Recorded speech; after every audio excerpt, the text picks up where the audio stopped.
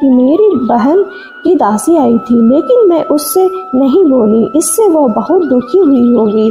कथा सुनकर और पूजन समाप्त कर अपनी बहन के घर गई और कहने लगी कि हे बहन, मैं बृहस्पतिवार का व्रत कर रही थी, तुम्हारी दासी गई, लेकिन जब तक कथा होती तब तक ना उठते हैं और ना बोलते हैं, इसलिए मैं नहीं बोली। कहो दासी, क्यों गई थी? रानी बोली, बहन, हमारे घर अनाज नहीं था। ऐसा कहते कहते रानी की आंखें भर आईं। उसने दासियों समेत 7 दिन तक भूखा रहने की बात भी अपनी बहन को बता दी। इसलिए मैंने दासी को तुम्हारे पास 5 सेर बेजर लेने के लिए भेजा था। रानी की बहन बोली, बहन देखो, बृहस्पति देव सबकी मनोकामनाएं पूर्ण करते हैं। देखो, शायद तुम्हारे घर में अनाज रखा हो। पहले तो रानी को विश्वास नहीं हुआ, परंतु बहन के आग्रह करने पर उसने दासी को अंदर भेजा। दासी घर के अंदर गई तो वहां पर उसे एक घड़ा बेजर से भरा मिला। उसे बड़ी हैरानी हुई। उसने बाहर आकर रानी को बताया। दासी रानी से कहने लगी कि हे रानी, जब हमको भोजन नहीं मिलता है तो हम व्रत ही तो करते हैं, इसलिए क्यों ना इनसे व्रत और कथा की विधि पूछ ली जाए, हम भी व्रत किया करेंगे। दासी के कहने पर रानी ने अपनी बहन से बृहस्पति व्रत के बारे में पूछा।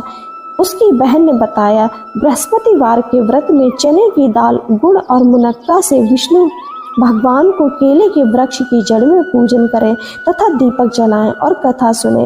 उस दिन एक ही समय भोजन करें।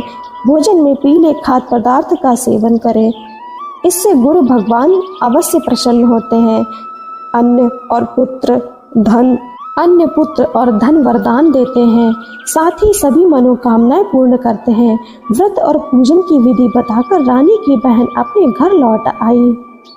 रानी और दासी दोनों ने निश्चय किया कि बृहस्पति देव भगवान का पूजन जरूर करेंगे। 7 रोज बाद जब बृहस्पतिवार आया तो उन्होंने व्रत रखा। घुड़साल में जाकर चना और गुड़ बीन लाई और तथा उसकी दाल से केले की जड़ तथा विष्णु भगवान का पूजन किया। अब पीला भोजन कहाँ से आए? दोनों बड़ी दुखी हुई, परंतु उन्होंने व्रत किया था, इसलिए बृहस्पति देव भगवान प्रसन्न थे।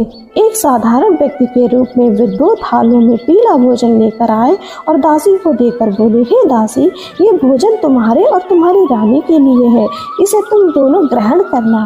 दासी भोजन पाकर बहुत प्रसन्न हुई। उसने रानी से कहा, चलो रानी जी, भोजन कर लो। परंतु रानी को भोजन आने के बारे में कुछ पता ही नहीं था, इसलिए उसने कहा कि जा, तू ही भोजन कर, क्योंकि तू व्यर्थ में हमारी हंसी उड़ाती है।